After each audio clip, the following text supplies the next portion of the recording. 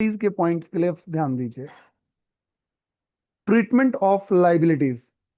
बेटा लाइबिलिटीज के बारे में अगर हम लोग बात करें, सबसे पहले हमें ये वर्ड ध्यान देना पड़ेगा कि ट्रांसफर करना है हमें किस चीज को, थर्ड पार्टी की लाइबिलिटीज को। सबसे पहले कई बार हमें ये नहीं पता होता कि थर्ड पार्टी की लाइबिलिटी कौन कौन सी होती है। बेटा मैं कुछ नेम यहां आप लोगों को मेंशन कर देता हूं कि थर्ड पार्टी की लाइबिलिटी कौन कौन सी होती हैं। Number one, creditors. Number two, bills payable. Number three, bank loan. Number next, outstanding expenses. ठीक है। और कोई भी आउटस्टैंडिंग लाइबिलिटी कुछ भी गिवन हो, ये सारे के सारे हमारी थर्ड पार्टी की कैटेगरी में काउंट होते हैं। अब ये जो थर्ड पार्टी है ना भाई, इनको हमें क्या करना है, इनको हम बैलेंस शीट से पहले कॉपी करते हैं। कहां पर कॉपी करते हैं? Credit of realisation account. सबसे पहले तो इनको रियलाइजेशन अकाउंट की क्रेडिट साइड में भेज दिया जाता है। ये बात हम लोग जब अपनी बैलेंस शीट को कॉपी करते हैं तब भी आप लोगों को पॉइंट आउट करते हैं कि जितनी भी लाइबिलिटीज हैं भाई, इनको आपको क्या करना है, क्रेडिट साइड के अंदर पोस्टिंग कर देना। ठीक है। अब क्रेडिट साइड में पोस्ट करने के बाद, क्योंकि आपको इन लाइबिलिटी को पैसे भी तो पे करने हैं, या फिर क्या होता है, कई बार पार्टनर कहता है भाई मैं अपने आप पे कर लूंगा, पार्टनरशिप फर्म को छोड़ दो, जो हिसाब किताब होगा हम पर्सनली मिलजुल के कर लेंगे। ठीक है। तीसरा ऑप्शन होता है कि जब हम किसी क्रेडिटर को, किसी लाइबिलिटी को पेमेंट करने के बदले में उनको कोई एसेट्स दे देते हैं। ये हमारे अलग अलग ऑप्शंस होते हैं बेटा, तीन।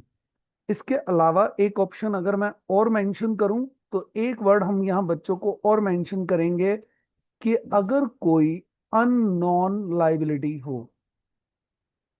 Unknown liability.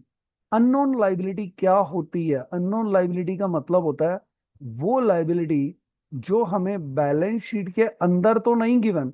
जब हम बैलेंस शीट चेक कर रहे थे तो बैलेंस शीट के अंदर नहीं गिवन थी, नॉट गिवन। लेकिन जैसे ही हमने पार्टनरशिप फर्म का डिसोल्यूशन किया, अब वो पर्सन पैसे लेने के लिए पहुंच गए, वो कह रहे हैं भाई मेरे को भी पैसे दो।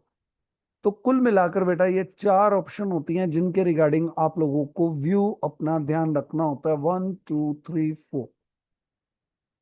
अगर हम थर्ड पार्टी को पैसे पे कर रहे हैं तो कोई भी पार्टी का नाम कुछ भी हो बेटा, आपको कोई फर्क नहीं पड़ता, आपको सिर्फ इतना लिखना है उसके रिगार्डिंग, टू बैंक, और उनकी पेमेंट कर देनी है। ठीक है। चेक करते हैं एक बार। ये लीजिए बेटा, सबसे पहले ट्रांसफर पेड वैल्यू, जितना भी हम उनको पेमेंट करेंगे बेटा, पेड वैल्यू का मतलब क्या होता है? पेड वैल्यू का मतलब होता है कि अगर हमने उनको कोई डिस्काउंट वगैरह दिया है तो डिस्काउंट को माइनस कर देना बेटा। ठीक है। और अगर कुछ भी उनके ऊपर कोई इंटरेस्ट वगैरह लगाया है तो इंटरेस्ट वगैरह को ऐड कर देना। क्लियर? भाई अगर कोई कम पेमेंट है तो माइनस कर दो, कोई एक्स्ट्रा पेमेंट कर दो तो प्लस कर दो। और प्लस करके उसको शो कहां करना है? रियलाइजेशन अकाउंट की डेबिट साइड में। रियलाइजेशन अकाउंट की डेबिट साइड में किस नाम से? To bank. तो ओवरऑल ट्रीटमेंट क्या हो गया? नंबर वन, पहली पोस्टिंग बेटा ऊपर की लाइन में मेंशन की हुई है मैंने। पहली पोस्टिंग बैलेंस शीट से वैल्यू को, बैलेंस शीट वाली वैल्यू को कहां पर कॉपी करेंगे? रियलाइजेशन अकाउंट के क्रेडिट साइड में। तो लाइबिलिटी एक बार तो गई रियलाइजेशन के क्रेडिट में, और जैसे ही मैंने उसकी पेमेंट करी, वो पेमेंट किधर आ गई? डेबिट साइड में। Second point, taken by partner. अगर कोई लाइबिलिटी पार्टनर की तरफ से टेक ओवर कर ली जाए तो पार्टनर कई बार ये कहता है भाई कोई बात नहीं, लाइबिलिटी की पेमेंट मैं कर दूंगा, कुछ नहीं होता भाई।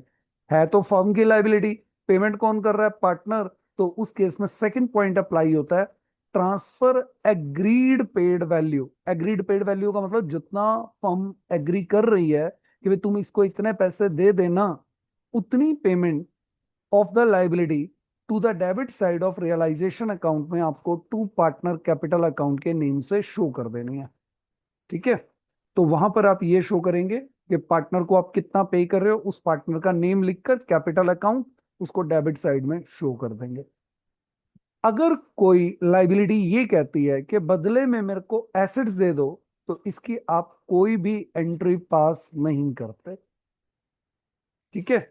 और एक पॉइंट बेटा मैं यहां आप लोगों को और मेंशन कर देता हूं, जिसको अभी अभी हम मेंशन कर ही रहे थे। अगर हमारी कोई अननोन लाइबिलिटी आ जाती है, अननोन लाइबिलिटी क्या होती है बेटा, ये मैंने अभी पीछे भी आप लोगों को मीनिंग बताया है। वो लाइबिलिटी होती है जिसकी डिटेल हमें बैलेंस शीट के अंदर नहीं गिवन होती। वो सब लाइबिलिटी अगर वो अचानक से कुछ भी क्रिएट हो जाए, तो उन लाइबिलिटीज को हम सीधा क्या करते हैं, एक ही ट्रीटमेंट करते हैं टू बैंक पे, जिसका भी यह लाइबिलिटी है, आ जाओ और अपने पैसे ले जाओ। ठीक है। तो आपको उसके रिगार्डिंग कोई और प्रॉब्लम करने की रिक्वायरमेंट नहीं है। अगर कोई भी अननोन लाइबिलिटी हो तो उसको डेबिट साइड में टू बैंक करो और उसको निपटा दो। इसके अलावा बेटा लाइबिलिटी इसका कोई ट्रीटमेंट नहीं है। अब थर्ड पार्टी लाइबिलिटी बच्चों को नहीं पता होता, वो पता लग गया। पेमेंट करते हैं, सोल्ड करने का मतलब बेसिकली बेटा, यहाँ सोल्ड वर्ड नहीं होना चाहिए वैसे। यहाँ वर्ड मेरे को लिखना चाहिए था कि इनको क्या कर देते हैं, पे कर देते हैं। जब इनकी पेमेंट करते हैं तो उस केस में क्या किया जाता है। तो जब आप उनको पे करते हो तो उसका ट्रीटमेंट बता दिया, पार्टनर पे करेगा वो बता दिया, एसेट्स दे दी जाएगी वो बता दिया। अगर कोई लाइबिलिटी बैलेंस शीट के अंदर नहीं है और अब अचानक से आ जाए तो उसका क्या करना है वो भी आपको क्लियर कर दिया। तो यहां तक आपका एसेट्स का ट्रीटमेंट भी हो गया, लाइबिलिटीज का ट्रीटमेंट भी हो गया। ठीक है। तो ये आपके दो पॉइंट्स हमारे कंप्लीट होते हैं बेटा। एसेट्स भी कंप्लीट हो गई और लाइबिलिटीज भी कंप्लीट हो गई। अब हम अगले स्टेप की तरफ मूव करते हैं, ट्रांसफर ऑफ रिजर्व्स। बेटा ये पॉइंट डन है, ये पॉइंट डन है। ध्यान दीजिएगा बेटा, तीसरा स्टेप हम लोग मूव कर रहे हैं, थर्ड स्टेप की तरफ हम लोग जा रहे हैं बच्चे। एक स्टेप हमारा एसेट्स का ट्रीटमेंट हमने पूरा कर दिया, लाइबिलिटीज का ट्रीटमेंट पूरा कर दिया। अब तीसरे स्टेप की तरफ जा रहा हूं बेटा मैं, ट्रीटमेंट ऑफ रिजर्व।